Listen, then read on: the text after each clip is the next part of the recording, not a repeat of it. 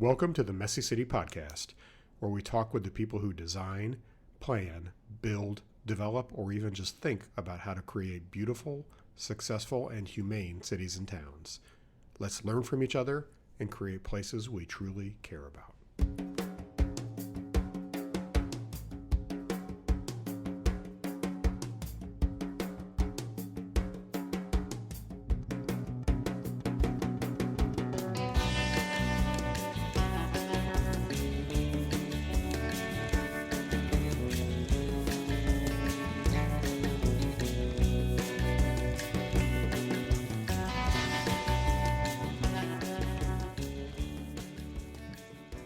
Welcome back to the Messy City Podcast. This is Kevin Klinkenberg.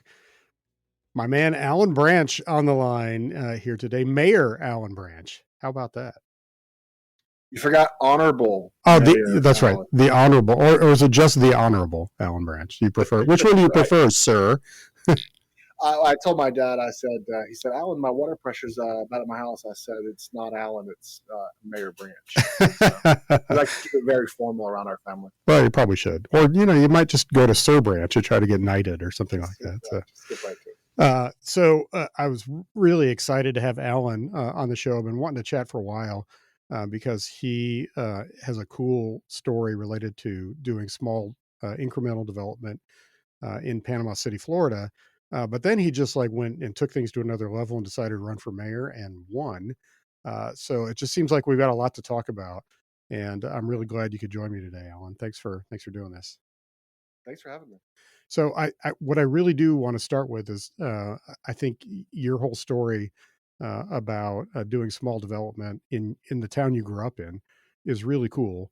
And I first became aware of you, I think, by seeing some of the videos that you'd created, which were really impressive, that just told a little bit of the story. But I wonder if you could talk about, what was your background? So you grew up, you're, second, third generation in Panama City? How's that? Yeah, my grandparents moved here in the 40s, actually started restaurants and car washes in the late 40s, early 50s. And my grandfather was just one of these entrepreneurs that was ahead of his time. I never met him. He died in the early 60s. But the restaurants he created, they were in Pensacola, Columbus, Georgia, Panama City, Tallahassee. He had car washes in Panama City, in Columbus, Georgia. And this is before car washes could get money lent from banks. It wasn't really a thing. Mm-hmm. And he was a pretty bad dude. Not dad. A lot of them in the 40s took advantage of their situations, and he passed away in a car wreck. And but I grew up with my mom and dad really running the car washes, and grew up in entrepreneurship and the chaos of entrepreneurship. We don't really have hobbies in our family. We just talk about business. And for Thanksgiving, we talk about P&Ls and employees and hiring and firing and all that sort of stuff. And then my background's in software. Mm-hmm. I build software companies. I can write software, I can design software, but I'm much better at building an organization. And I sold the software companies 2016-ish, and just was looking to put money somewhere. And it led me into real estate. I started studying real estate, knew nothing about it, and just kind of want to make small mistakes, not big mistakes. And that led me into mental housing, IncDev stuff, child revitalization. So it's interesting because I think there's a couple things that I think about. We'll talk about the development stuff, but I think when a lot of people think about Panama City, Florida, if you're not familiar with Panama City, Florida, you don't really think of it as a place that people live, or certainly live for multiple generations. So what's that experience like growing up in a place that I know I'm well aware that Panama City Beach is the spring break destination. But a lot of people may not know that, and talk about that relationship to being such a kind of a famous or infamous destination. Well, it's very similar with Pensacola. Pensacola has a Pensacola Beach and a Pensacola. Almost same topography in that the beach is on the Gulf of Mexico, and the city, the county seat. Well, Pensacola and Pensacola Beach are the same municipality, but we're actually separate cities. And but topography-wise, there's people go to the Gulf for their vacation. And the town is really located on the bay. And if you really think about when towns were created, you couldn't live on the beach because you couldn't grow crops. So unless you just ate fish, Hmm.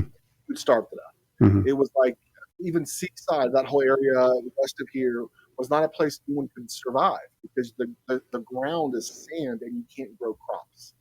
So if you were to, when the towns were created, that wasn't a thing out there. But growing up in Panama City, most of the people made their living off of tourism and servicing tourism. My family car washes and restaurants. The last one of the restaurants is actually closing because of DOT, a DOT expansion next year. Hmm. Uh, my Hmm. family has 80 years of entrepreneurship in this town. So then you became interested and you're like, I want to do something with real estate. How did you find out about or get connected to this world of incremental developers and small developers, all that? I don't remember the genesis story. I one of my strengths is surrounding myself with really smart people, and my partner in the breweries that we own, I've known since high school, and he was actually a city planner, and he's an AICP. And I don't know if he told me about CRAs in like Dunedin, Florida, and Ocean Springs, and all the other places, but somehow it led me to, you know, Incremental Development Alliance, Monty Anderson, Bernice doing stuff in Buffalo, the whole gang of just, and then even realizing that new urbanism came from Seaside Yeah. area. Yeah. It's down the street, and so I don't know. And my sort of skill set in software is in the people of the company, and even designing software is very similar to architecture in that it's a digital world that you're kind of steering people through, very much like architecture, very much like the design of a restaurant. It's like, what do you see when you walk in? How do you feel when you exit? It's all those kind of things. So it lends itself a lot to it. And then I grew up, my dad and mom are like famous car washers. Like my dad and his friend invented the whole car wash model. You ride through the car, you vacuum yourself. Hmm. That was created backwards in Panama City. Hmm. And my dad was the International Car Wash Association president. So he's like a legit famous car washer, Huh. one of the biggest associations in the world, biggest trade show in the world. And I grew up just tagging along the trade show, tagging along and going to car wash tours and talking about debt service and curb cuts and signs and traffic counts. And so I thought it was normal that a 12-year-old would ask your labor rates were, and, your customer acquisition costs. And I think that was normal. I was a little bit of a little kid, but yeah, it all just kind of led itself to this, and we had some money after selling a software company, and when I started studying failures of real estate, it was around people making big jumps. Hmm. They would jump to a really big project, and so our first project was renovating a quadplex. It was like $80,000 to buy it. It was in a bad part of town. We put about 40 grand in cash in it, and it's hard to make. You don't sink yourself if you have a couple $1,000,000 buying $120,000 project. Right. You sink yourself taking a couple $1,000,000 and leveraging more debt and jumping into a big sexy project. And so I like to make little mistakes along the way and learn, and then just study other people. Yeah. So, um, curious about that. So that first one, that fourplex deal, one of the issues that people have had doing sort of cash deals or doing things like that in bad parts of town is then on the backside, can it appraise?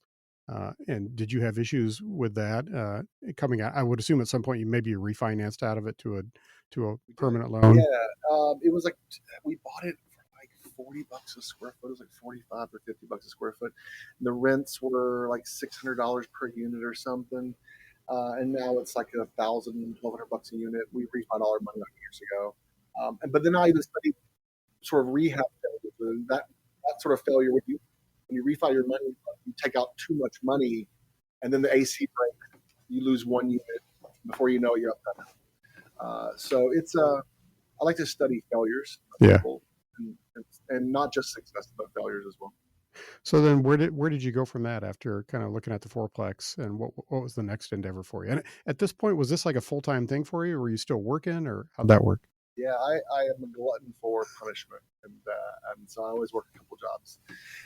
No, we were still building software companies at the time, doing consulting work after we sold a couple companies. And we bought a little house after that. So I learned about wholesaling. I had a woman Hmm. approach me and she said, I got a property under contract. I'll assign the contract to you for $20,000.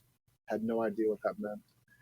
Asked a friend of mine who was in commercial real estate what that meant, and he walked me through that. So just along the way, I keep collecting knowledge. We still own that house, and I think we bought it for 40 grand, $20,000 signing fee, and put like 40 grand into it or something like that. So Hmm. Yeah. I mean, that is definitely starting small. I think you would make Monty and everybody proud by thinking about doing those little steps first. well, people forget all the practice, right? Like you see people hit home runs in sports, but you forget about how many times they showed up to the gym, Yeah. how many times they swung. And so you have to also develop a palate. Like chefs that don't taste lots of dishes don't develop a palate that tastes good. So a lot of those little steps um, aren't sexy and cool, and they're not big wins, but there's the practice you need to hit the home run later. Yeah. So Yeah, and it's kind of and it's helping you build a habit and of doing deals, making deals, so that eventually you're ready for bigger things down the road. Yeah. Talk to me then. And so, where at what point did like the big commercial renovations start to come into play and the bigger projects that you were looking at? yeah, once we got a couple little projects done, I just started looking at Panama City as a whole. I had considered, moving some money to a different city, but just started studying Panama City, and I noticed our downtown was $10 a square foot, and for like brick buildings, and I thought that's weird. Why can't I buy a metal building in the worst part of town for 70, and I can buy a building downtown for 10? Hmm. That's what led me to study downtowns Yeah. and other comparables. And then I saw the failures of those downtowns that revived themselves came from a local push, came from third spaces. And then I had a friend, Tim Whaler, who's the partner of the breweries now. Uh, he loved brew beer, and I thought, well, we can check this out. The building that I'm in right now is my home. It's right behind one of our breweries. We bought this building for $10 a square foot, Mm. and we put a bunch of money into it, like $60 a square foot or something now. Mm. But yeah, I just knew there was a market. It was a confidence issue. Money follows confidence, and you need a confident person to sort of change. You're looking at more than real estate; it's a culture change. People would say on Facebook when they talked about a news story about revitalizing downtown in 2016. People would say bulldozed the place. I was like, Mm. that's why are they so hateful towards this area of town that's done nothing? And so I just saw that it was partial marketing, bringing the artists, third spaces. I was an art major in college, so I kind of like the arts, and kind of pushed forward. That was 2016. Bought more books in 17, and then Hurricane Michael hit us in 2018. Yeah.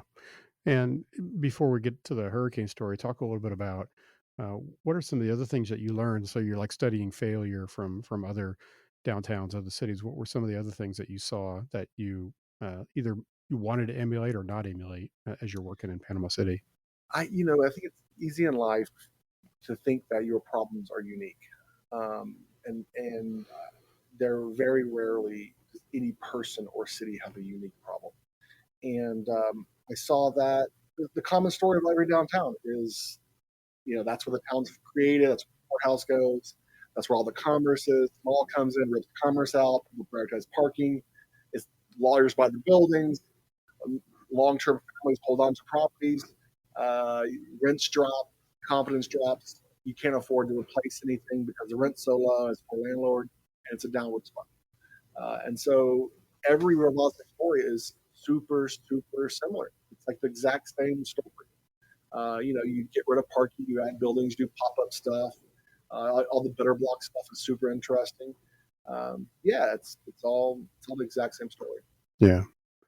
All right. So now let's talk about the hurricane and the impact that that had on not just your town, but you personally. That was a big deal. Yeah, I think just to frame the whole thing, it was a Category 5 hurricane that came out as a Category 2 like 36 hours before it hit us. Category 2 is like bad thunderstorm. Hmm. Category 5 is like, you're all dead. Yeah.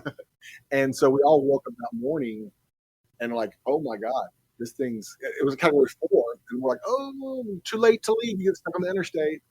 And then it came through. It removed 80% of the trees we have in our county. That's a Mm. fact from the government. Like Wow. there's 80% of the trees are gone. But for a blighted area that you need turnover, right?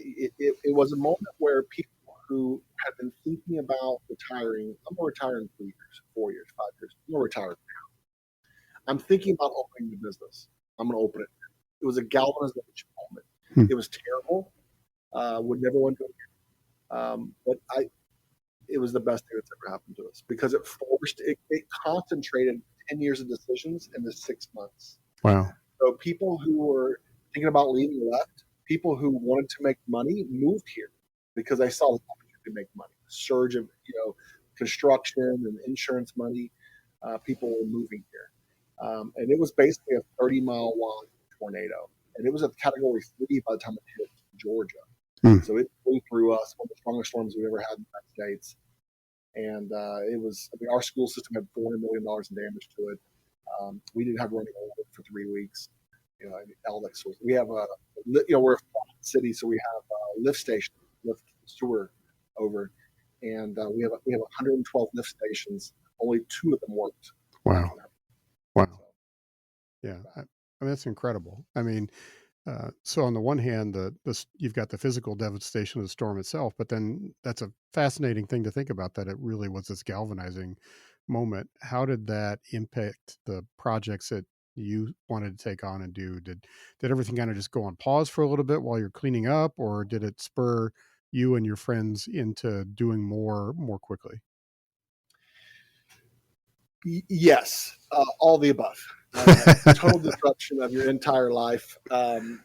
Highly don't recommend going through a Category 5 hurricane or any natural disaster. And every city after natural disasters has the exact same story as well. I had a FEMA consultant tell me so after a hurricane, you have resurgence of community pride. And then you have a bell curve. For politicians, if you get elected before the natural disaster, you get elected after that as well, within 2 years. Within 2, 3, 4, the community starts, enthusiasm drops. Every city thinks they should recover faster than they should.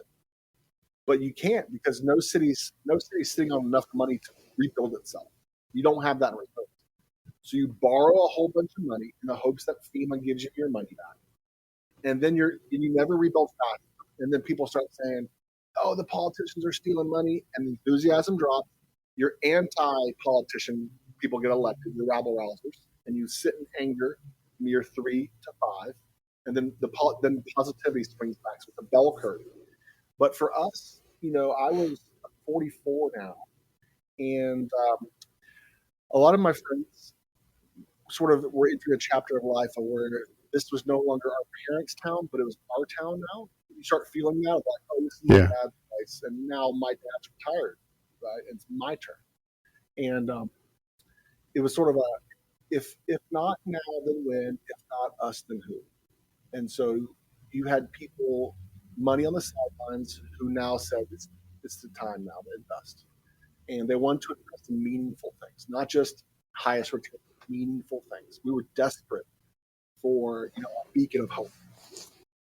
Yeah. Yeah. I mean, it's crazy. I've been around, a few hurricanes, a few places that have been devastated by tornadoes. I participated in some of the new urbanist charrettes that happened in New Orleans after Katrina and Rita. And I mean, what you describe is so true. Like, there was this amazing energy afterwards that galvanized people to be creative and want to do cool things. But now, when you go back to a lot of those places, even years later, there's not been a whole lot of activity, not been a whole lot of reconstruction. It seems like in most places that experience a natural disaster, and I don't know, some of that might just be a function of the age we're in, where just things move really, really slowly. Um, I don't know. FEMA is necessary, needed, but also very hard to work with. And so the common story that you'll see is cities go borrow a whole bunch of money, and then you have to cash flow that in interest. Like right now, our little town, 38,000 people, has $8.5 million of just interest on loans for projects that were getting done. And our whole property tax take is 18 million. So you've injected 8.5 million into a tiny little budget. And so now things are tight, and you can misconstrue that of we're broke. Well, we're not broke. We're just on a loan that we're waiting to get to other projects, and then FEMA will pay us back. And in 2 years, we will have that. We'll go back to our normal budget. But that can get misconstrued. And so I think um, I never really thought about how government is an organization where it's leadership is very fluid, as opposed to a business. Imagine having a pizza restaurant where the ownership is new every 2 years, Yeah. and the pendulum swings. Yeah. We're doing pizzas. We're not doing pizzas. We're doing pizzas. And your customers don't trust you, and it's a part-time job, or it's the first time they've ever done the job before as an elected official. And so, you have people that are running a pizza restaurant who've never worked in a pizza restaurant before, and so it's all new. It's very unusual, very clumsy organization. Messy City is a great name. I'd call it Clumsy City. Oh, gee. So, all right. So let's talk about what projects did you immediately start working on then in that period after the hurricane before you started really get involved in local politics? Well, that was 6 years ago, and so it became clear in that. Victor Dover told me cities don't revitalize themselves because of the city; they do it in spite of the city, and that's a quote. Yeah. And so it became very evident that Facebook and sort of community pressure to change became a very powerful tool. And I had to be a very kind, squeaky wheel to elected officials here to get change. Skateboarding was illegal around town, murals were illegal, brews were illegal, parties were illegal, cafe seating was illegal, everything was illegal. And so we had to change all those things. But we immediately started a brewery. I had bought the building for the brewery across from my house. History class is the name of the brewery. It tells the stories of our community. And we immediately started on that, along with my own roof on my house. And every property I owned was torn apart. I didn't have a single friend that had a roof on their house. Everyone got a new roof. I had a 6-month-old roof, standing seam metal, that took the roof off. Jeez. Right. So this is a brand new roof. Yeah.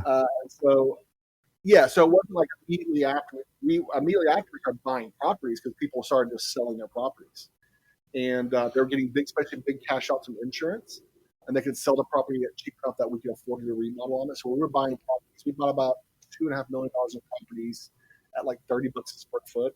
Wow. And which gives you the ability to rent it and rehab it.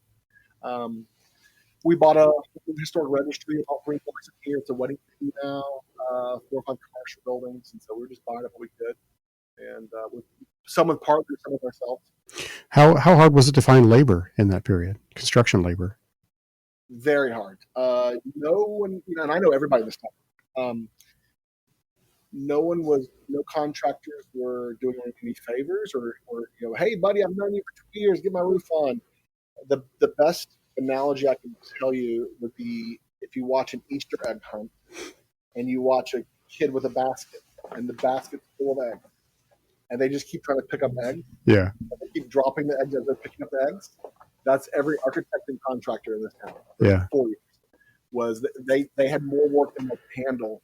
And so, yeah, it was tough. We were doing a lot of labor ourselves. I have my own handyman, Aaron, who's worked for me for like 12 years doing projects and stuff. And he was helpful. My brother-in-law moved to town to help.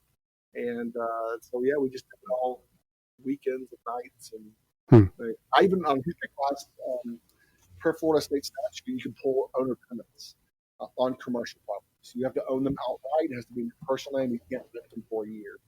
And then you have to pull all your subs licensed. And so I pulled my own license, my own permits on history class. Interesting. Because I couldn't get anyone to help. Yeah. So, all right. So at some point, this translates into you getting more and more and more involved in just like local politics and city politics. How, talk a little bit about that. Obviously, you're already like lobbying for change, for different policy change. Well, I think anyone who, especially restaurants, I think there's a special place in people's hearts for restaurant owners. Yeah. We like serving people, although I don't work there. I build software companies. But I think anyone who becomes known in the town, especially vocal, you get you should run for mayor. You should run. So I got that for a long time. Said no, no way, that's a terrible job. But so much of my life, there's an incremental involvement Wyatt's video that's called "Somebody Oughta." Yeah. That should be tattooed across my forehead, which is just like, "Hey, no one else will do this, fine." And so that, it became.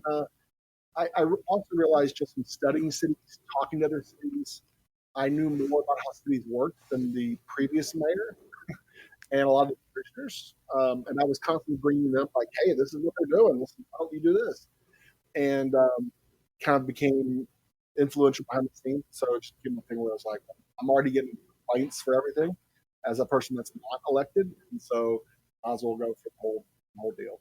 So when did you actually decide then to run? I actually announced it the day the previous mayor got elected. Okay. Yeah, Yeah. so it's a 2-year term. And the previous mayor Oh, is 2 years is short. Yeah. 2 years is very short, and the previous mayor was um, a very nice person, but had no idea how cities work. Former orthopedic surgeon, 81 years old, couldn't tell you how building permit works, couldn't tell you what a CRA stands for, but just had all the answers. And he had not done the homework to deserve the position, in my opinion. Yeah. And so I announced it the day he won, So then you had a 2 year long campaign to work on. basically. Yeah. And so let's talk a little bit about that because there's probably people who listen. Uh, Anybody in this world, you just run across city politics. It's the nature of anybody who's in development or planning. You can't escape it. There's just almost all development these days has some discretionary element to it, unfortunately. And so you end up dealing with a lot of city politics, plus getting to know just all the city departments, state issues, et cetera, et cetera. So talk a little bit about just the process of what it was like to run for mayor, first of all, and what were some of the things that you talked about with people as issues why? Very few people asked me why. Um, Most people had have seen me enough to know why, and also know my track record of stuff downtown. Because our downtown now is thriving unbelievably. It's a place that people take. I watched a person get engaged the other day, like Hmm. 50 yards from here, and so that didn't happen 5 years ago. And I get a lot of credit for a lot of things I didn't do, and so just because I'm such a loud and large person. But a campaign is the most gut wrenching, terrible experience you could ever go through in your entire life. It's the worst thing ever. In that you are a punching bag. Even still, this is a customer service position, and you're a punching bag for a lot of people. Yeah. But a campaign is basically um, half truth slung at you, manipulation of the truth. Um, Thankfully, my family has such an incredible reputation here. It was very hard for people to ruin my family's reputation, which was an attempt by the Hmm. previous mayor. Just like he said, I'm in the cartel. Like that Hmm. was his tagline. Allan is in the deep state cartel. He Hmm. said it over 100 times. Wow. 100 times. So my friend started printing T-shirts. Deep state cartel. And I'm at a Kiwanis meeting, and there's a debate, and I'm in the room is like my Latin teacher from high school, friends of my parents, and this is a man who's saying Allan's in the cartel, and everyone's moaning and groaning, and I'm like, my family owns car washes and sells hamburgers. You Yeah. know me, I'm not in the cartel, but it's exhausting defending your reputation. It's exhausting. Yeah. Yeah. I can see that. And especially, was there a bunch of that on social media as well that you had to deal with? Oh yeah, they sent out like hit letters on me. It was very nasty, and that actually really backfired on that campaign because I think in a small town, people see you and they see you at the grocery store, right? They Yeah. see you at the baseball park, and they're like, I don't know, I don't think Allan. So I don't think the dirtiness of the campaign, that side of the campaign, affected me more than just emotionally. I think it actually backfired on them, but emotionally, it's exhausting. So tactic wise, like what all did you have to do like on a like week to week basis? Are you knocking on doors? Are you, going to breakfasts and lunches and all that sort of stuff? Yeah, the campaigning is a little town like ours, we spent $100,000 in the campaign. There's 38,000 people in the whole town, and my opponent spent 70. Hmm. And so even raising 100 grand is a lot of work. Yeah. But it was 14 hours a day. And what's funny is the last 2 weeks, the ball's already rolling. The money's been spent. The ad buys have been made. The most of the work is actually months and months in advance. And so I went out immediately in the fall before this past spring. I went out and looked down his complete donor list and started having meetings with all his donors from the previous campaign and just picking off his donors. But yeah, it was fundraisers. There was like 7 debates. We Wow. knocked on 2,700 doors. We did trash pickups. I'm known. I walk around downtown every morning and pick up trash in my little trash bucket. So every Saturday we had trash pickups, and we would talk about Panama City. And I had trash buckets with the city logo on it, and I gave them away. Hmm. I have video resources with our businesses. So I had like the campaign included highlighting nonprofits, like, hey, this is an awesome nonprofit. They're looking for volunteers. So it was more community oriented and less me oriented. Yeah. And so, yeah, it was a lot of work.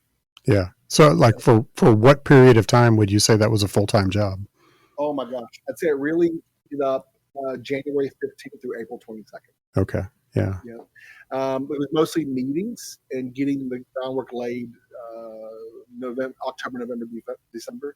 And then you have a lull around holidays, and then it really picks up much earlier than you think. Yeah. And campaigning is a weird process too, where you're going to all your friends saying, I need money and I need help, but don't talk to me. I have to meet with people who don't like me. You're meeting all day, not people who like you, who are skeptical of you. And that's exhausting.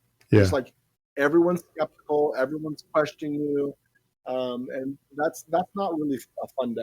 Yeah, it's like the worst kind of dating experience, day after day after day. Yeah. It is. I actually really like knocking on doors. That actually was a fun experience. I had a few doors slammed on me and people that cussed at me, but overwhelmingly people were really excited to just say hello and meet. And I just dropped off a business card and said, "Hey, you got a question? Email me." Yeah. I know you're busy today. You're probably cooking dinner or you're cutting the grass. It's Saturday. I don't want to interrupt you. Here's my business card. Call me. And no one would call. I would have a few phone calls. Yeah. It wasn't bad as trying to have a whole conversation right there at the door. Yeah. So I want to talk about some of the things you're doing or you hope to do, but I'm curious now because you mentioned this being a 2-year term. Are you like already having to think about being in campaign mode for the next election? Yeah, we could change it to a 4-year term through an ordinance, and we're looking at doing that. Okay. Because the commissioners are a 4-year term and the mayor's a 2-year term. Huh. We are a weak mayor, so I'm basically a city commissioner that runs the city meetings. Okay. And you get blamed for everything, and you have authority over nothing. Right. And so, but your power, I don't know the right word to say, it really comes in running the meeting and steering conversation. And then your words seem to impact people more as the mayor than the commissioners. It doesn't make any sense, but it just seems to work. Yeah. Yeah. We have a weak mayor system here too, although they have added some powers to it over time, like the ability to appoint people to other commissions and committees and stuff like that. But yeah, by and large, the mayor's kind of another citywide council person. Yeah, we're doing a charter review right now. We have a charter review committee that actually met that. Yeah. So then talk about what are some of the things that you hope to bring to the table, or what are you already working on in the mayor's office?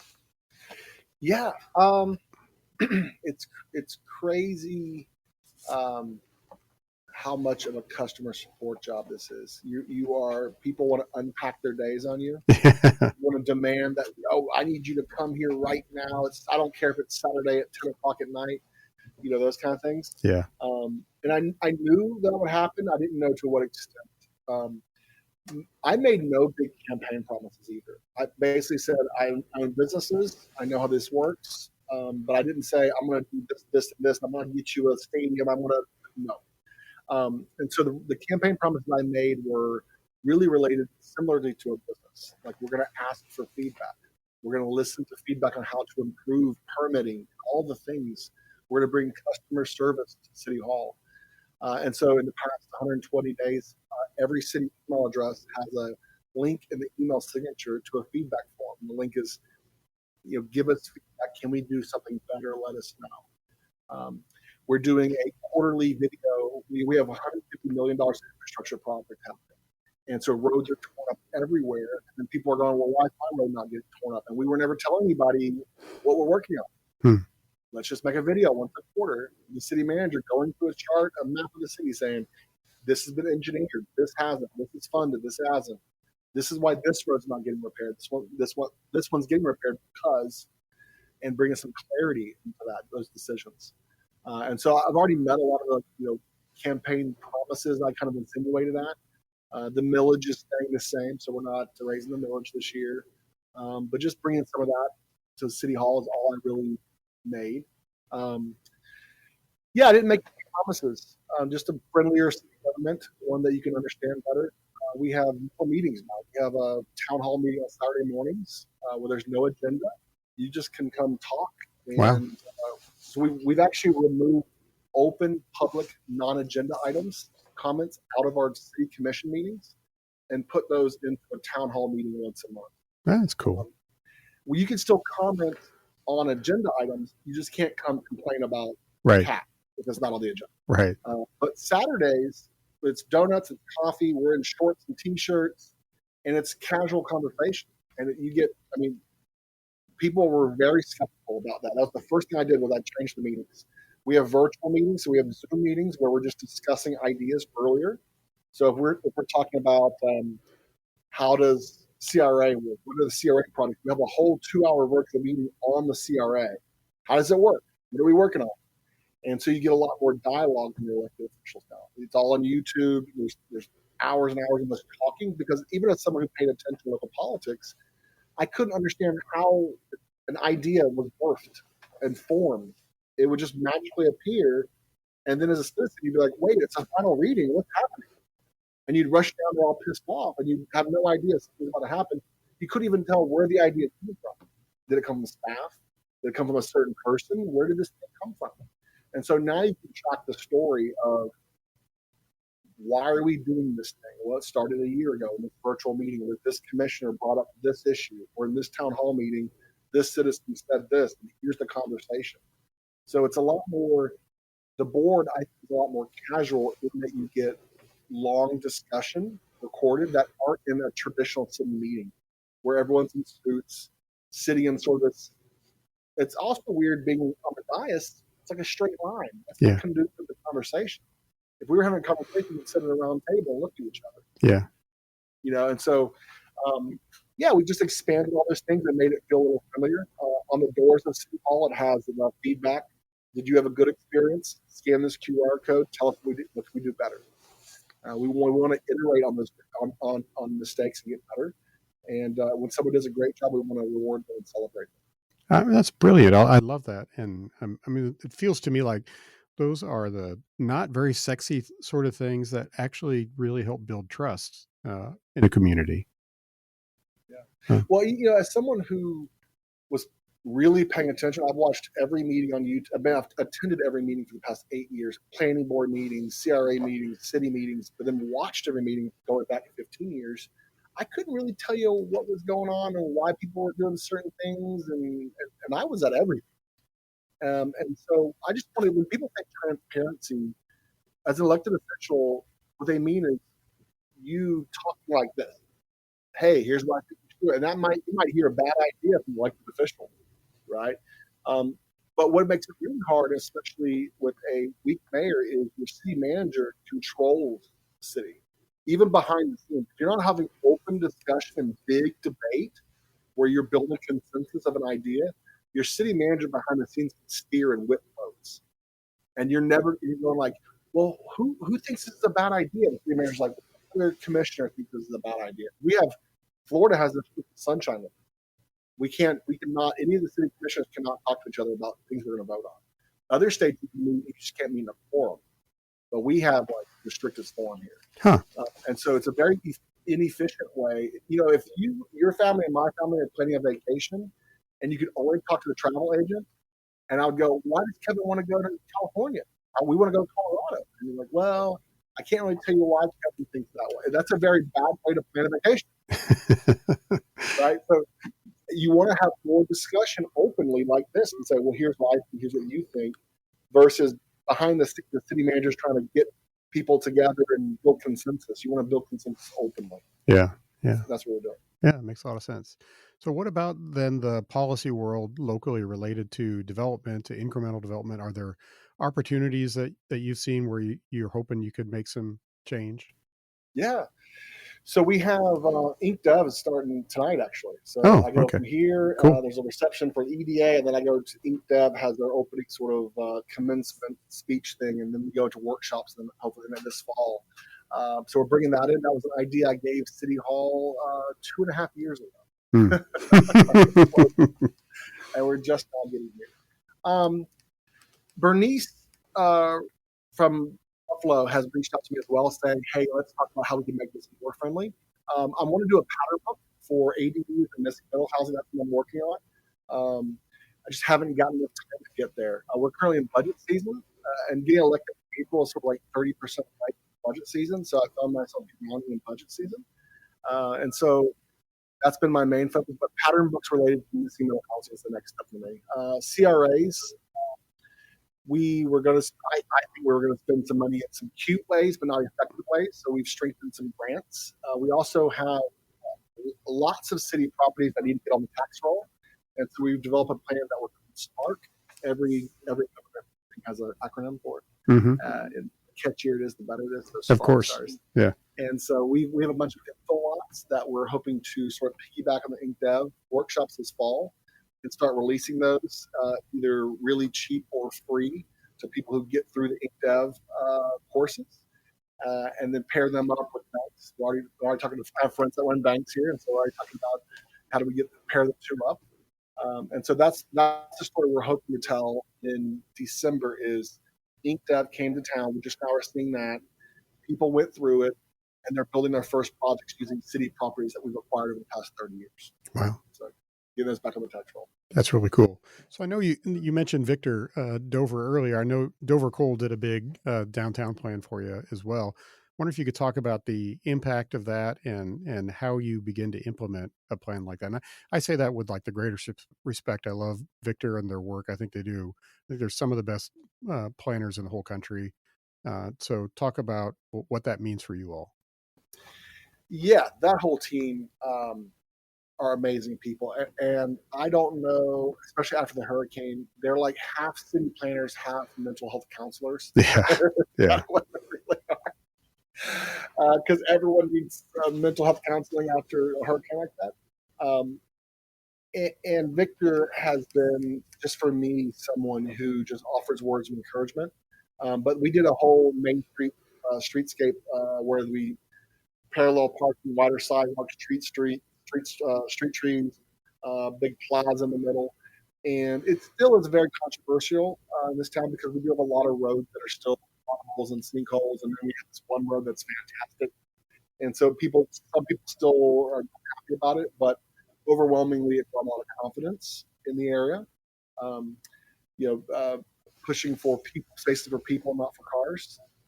And then I've also found that consultants like Dover Cole are not just giving you the idea, but oftentimes the person where if you have less than strong-willed officials, you can point to like, oh, they told me to do this. Yeah. And you can they take all the Yeah. But that whole team's been amazing. I still keep in touch with them. I think they're coming back in town here pretty soon. Okay.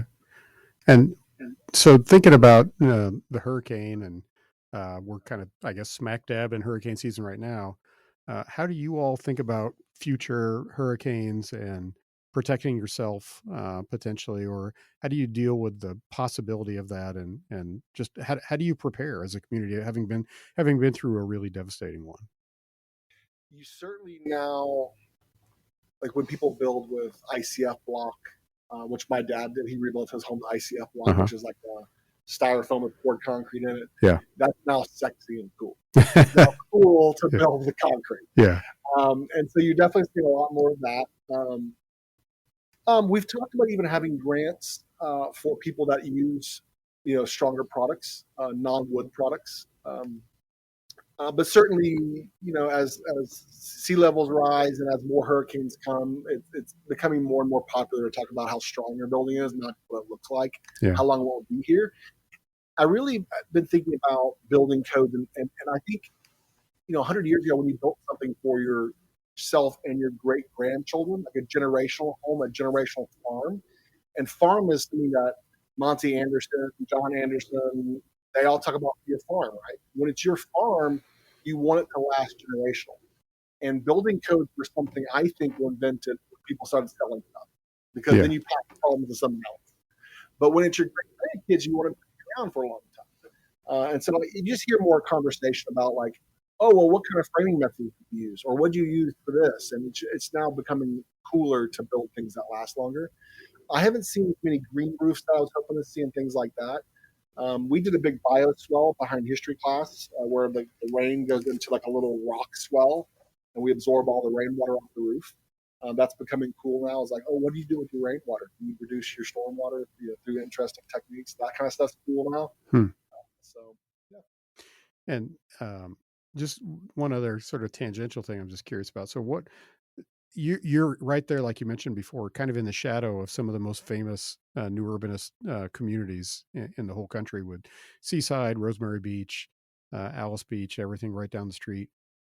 What has that had any impact on Panama City? Or I would assume everybody knows about it. Some people probably go there occasionally. What's that like? You, I wouldn't say everybody. I'd say the well-studied architects or builders or real estate people understand how Hmm. crazy that is, that it's right down the street. Yeah. Everyone else most people just like it. They don't know why. Yeah. I don't know why this feels good. I don't know why I feel safe on this corner. And that's been interesting to dig into. You start all the strong town stuff. Uh, Anyone talking about road signs and it's so much psychology. Uh, and that's kind of hard to quantify. The spaces between the buildings are interesting. I had this whole conversation with this group in this historic area of Panama City, and they were hung up that this developer wanted 5 stories. Oh, I can't believe they want 5 stories. 5 stories, four, not five. I said, I'd give you a 2-story development. It'll be self-storage building, not a single window. Do you want that on your waterfront? They're like, oh God, no. And I'm like, well, okay, so function matters. The space between things matters. Like, don't get hung up on a number. Um, and I think that's what Seaside really showed us. And the retention pond Seaside is the amphitheater. I love telling Yeah. people that. Oh, Yeah. that retention? They're like, what? So there's a lot of lessons there. The temporary building on the south side of the road. Yeah. That's a story too. People don't realize that. We're looking at a simple ordinance for one of our districts that needs a spark. It's where the historically black area town is, and DOT ripped through their main streets. It's now an interstate, 4-lane highway with a median, and so all the lots are smaller. So we're looking at doing temporary ordinance like for buildings like that there to get some buildings back. To get Interesting. So yeah, there's a lot of lessons to be learned from everybody. Yeah. So what's next then for you besides the mayoral work? Are you able to actually continue any kind of real estate work or development work as your mayor? Yes. Well, my role diminishes. Yeah. Right. So I still do software stuff about 32 hours a week. Oh. And real estate, we're doing a $9 million condo project, like 2 blocks from here. We are opening a liquor bar across the street in 2 weeks. Hmm. We're doing a prep kitchen across the street over here, and we're doing plans for that right now. But it's not me that's leading the projects anymore. It's partners that we all kind of came up in the same time with history class and some of the first projects. So now the third and fourth projects are much easier. Like we understand grease traps now. We understand like how to get quotes. We understand development orders more. And so I don't think it's quite as burdensome as it used to be. But we're still doing projects. It's just not me leading. My wife's running a couple projects for me. Oh, cool. Cool. All right. Well, Allan, if anybody wants to follow what you're doing or get in touch with you or ask you questions, what's the best way for people to track you down? Facebook, I put a lot of stuff on Facebook and Instagram. Just Allan Branch on Facebook, ALLAN, and then my email address is my name, allanbranch@gmail. That's easy enough. Just correctly, I'll get it. Yeah. you and me were lucky that way. So, Yeah. well, I had a misspelled name though. You must go spell ALEN, so it's yeah. stuff. Well, there aren't too many Kevin Klinkenberg, so I'm There's lucky in not that many. regard. So There can be only one. that's right. I think all the others are in the Netherlands. So, Hey, uh, um, Alan, this is really, really great. I appreciate the time for doing this. I think this is an awesome example of, I mean, so many different things, but I especially love, the story of somebody who loves the place that they're in and really takes on the work to try to improve it in any number of ways. And it's funny how those paths lead you in so many directions. I have to remind myself that meaningful work is not supposed to be easy. Yeah, that's true. That's right. And eventually you'll have the scars to show it. So It's true. The hairline, my hairline's gone. I used to have very brown beard, very brown thick hair, not so much anymore. that's right. All right. Well, thanks again. I appreciate it. And I'll be interested to see how you're doing and look forward to your reelection in about a year and a half. So, Awesome. Thank you so much. all right. See ya.